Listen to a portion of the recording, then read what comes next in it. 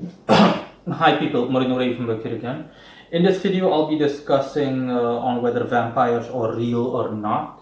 And in an occult context, yes, that's true. I'm not going to touch upon the physical aspect of vampirism because I am not too knowledgeable on that. But bluntly put, do vampires exist? At the very least, in an occult sense, yes, they do. Okay, occult wise, you have spiritual entities. These are usually parasitic spirits that leech off of the energy of others, which is normal. Astral parasites, I already did a video on that. See the end screen if you want to watch that video on astral parasites. My video on astral parasites.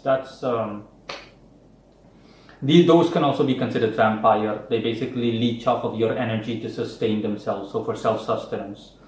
But we're talking about the actual blood-sucking vampire, the whole classical Dracula aspect that we're familiar with, and if there's any truth to it. In an occult sense, yes. Listen, the actual vampire, as in Dracula, was inspired, as far as I know, by Vlad Dracul or Vlad the Impaler. I'm familiar with history too, to a very big extent, especially history, European history and whatnot. And as far as I know, Vlad Dracul is the guy that Dracula was named after because of his brutality. He was kind of like Elizabeth Bathory, Elizabeth Bathory was known for bathing in the blood of virgins. It was, I think, a Romanian or Hungarian countess. In any case, Vlad Dracul was also known as Vlad the Impaler. He is, I think, he was also a Hungarian man that was raised during the years of the Ottoman Empire when the Turks had conquered a good deal of Europe and they forced him to submit to Islam, which he staunchly resisted, and as a result, he grew primarily bitter, so to speak, and he started killing people. He started killing his enemies en masse and impaling them by basically, I think, anus through mouth, something really horrible. And that's the short story on Vlad the Impaler. He's the one that Dracula is named after, and the whole concept of vampirism comes from. But in an occult sense, yes, like I said in the beginning, there are spiritual entities that leech off of people, and there is one entity in particular. Make no mistake, there is one entity in particular that there is one entity in particular that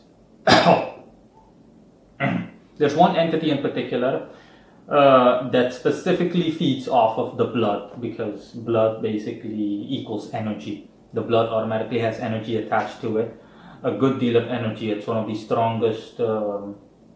It's one of the strongest physical properties that has strong astral energy attached to it when it comes to your physical body. That's why you have phrases like the blood pumping through your veins, blah blah blah. Blood is also seen as life and whatnot. And this entity goes by several names globally, and it's an entity that can be found globally, more or less, as far as I know. And the entity often takes on the shape of let's just say, of a creature engulfed by fire. Okay, keep in mind that this is a spirit. This is not a physical entity. This is a spirit itself. Okay. And what the spirit basically does is that it acquires a physical body for itself. How it acquires that body, I don't exactly know. I'm not gonna lie to you, because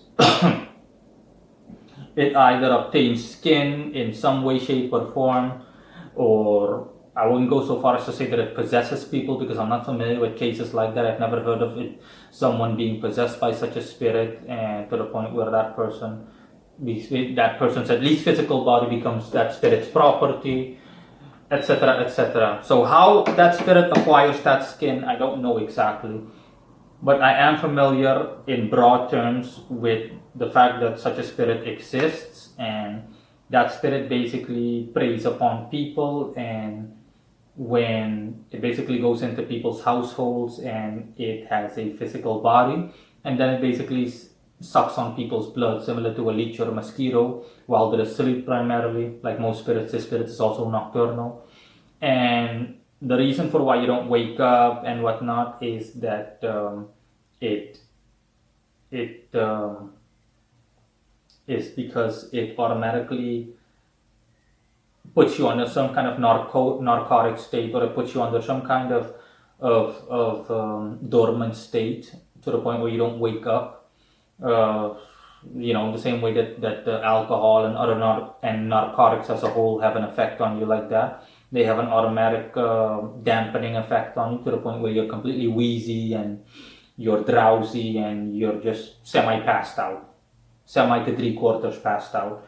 And the only thing that is left as a trace is usually a blue splotch on your body. For example, if one of those entities were to suck on my blood on my arm, then here, for example, then you'd automatically have some kind of blue marking left here. I've seen it with plenty of people over the course of my life, in real life, but I always thought that it was just, that was just not a fairy tale, but that was just a myth, and that it's some kind of physical ailment, maybe blood accumulation, or blood got displaced in your body, or a vein partially popped, or a vein had some kind of hole in it which made blood accumulate there, and it's something that you need to medically have taken care of, and so on and so forth. That is my point. But nah, it is true. I'm not gonna lie to you because I have confirmed sources. Okay, and the best source, the one that I'm most knowledgeable on, like I said, I know that they exist globally, but the best source is the one that I'm going to discuss, and that's why I'm also adding this video to story time, because it's a local story, and it's one that I've heard from multiple sources, so I know that it's true because not all of these sources can be incorrect. Multiple sources have stated this, and reliable sources, reputable sources, people that have nothing to gain by telling these stories. And it's not something that came from mouth, that's been passed on orally. It's not word of mouth or anything like that. The finest example came from a very, very close, or the strongest source came from a very close family member, which I am going to discuss. That family member was no other than my biological mother, and she also has an affinity. Keep in mind, I'm just talking about this for the sake of the topic at hand itself. Um, in any case, she herself is proficient in the occult, and not compared to me, of course. No, no. But she has somewhat of a proficiency in the occult, definitely. And she corroborated the story, and she told me, and it's basically almost like swearing, so I know that it's true. And she told me that when she grew up too, that there was a woman that lived next to her, and that woman was one of these vampiric spirits in disguise. She disguised herself within a human body or within human skin, kind of like a skinwalker or a shapeshifter. And these entities, they usually go up at night. They ascend into the night sky, and people that see them just claim to see some small ball of fire. We're talking about an actual ball that's on fire, just shooting across the sky like a star, a falling star, or a meteor, whatever. And she said that basically, so what these spirits do is that during the day they disguise themselves as normal average people, and at nighttime they simply go out and they go suck other people's blood, etc., etc. And that she is knowledgeable on it because she seriously, she also had a time when she was pretty much a mischievous girl, if you will, in her teenage year or younger years. And she said that she and her sisters broke into that woman's house, metaphorically speaking, broke into that woman's house, and there they actually encounter, that spirit skin, the physical body that she disguised herself in during the day. And she also told me, not literally told me, but she gave me advice on how to kill these things. And she said the way that they disposed of it, yes, these creatures are killable, these spirits are vanquishable, to put it that way, is to simply dispose of their physical body in a in an appropriate way, thereby pretty much nullifying that spirit, because that spirit can't do anything pretty much without a physical body to act as a host. It needs a physical body, the same way that most animals need a place to stay, the same way you need a roof over your head. It's basically housing them. These spirits house themselves in a physical body. And the thing is that she and her sister, from what I can remember, she told me that they what they did is that when during the at night time, when they saw that creature leave, they saw that spirit leave, they simply broke into that house, and they found her actual skin, and they simply laced her skin with salt, so that she could not wear her skin. For these spirits, wearing skin and their physical bodies are like clothing that they wear, and that's how they in essence killed it. Because when that spirit came home, it couldn't wear its skin, and it started panicking, and it pretty much got vanquished as a result. And yeah, that's it. Keep in mind, okay, this story might sound very mythical, and very unbelievable, but it is, okay? This is the most credible source, okay? My mother is the most credible source on this subject. And like I said, she's anything but the only source. I've had plenty of other people that have told me the exact same thing.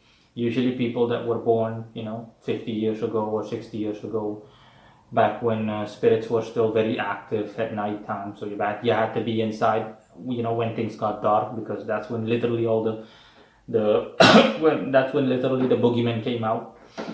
So yeah, in any case, that's my knowledge on this spirit. Locally, within Surinamese folklore, this spirit is called an Asema. That's how it's pronounced in Surinamese, Asema.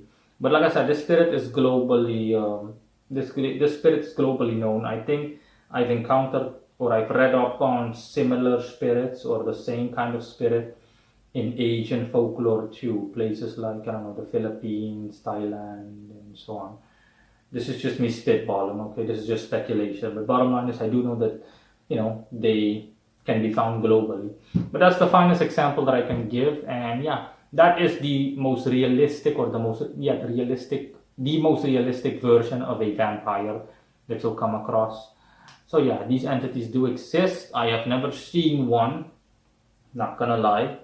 But then again, I don't come into contact with these kind of miscellaneous spirits, these specters and apparitions. No, it doesn't happen too often. So yeah, that is it. Bye.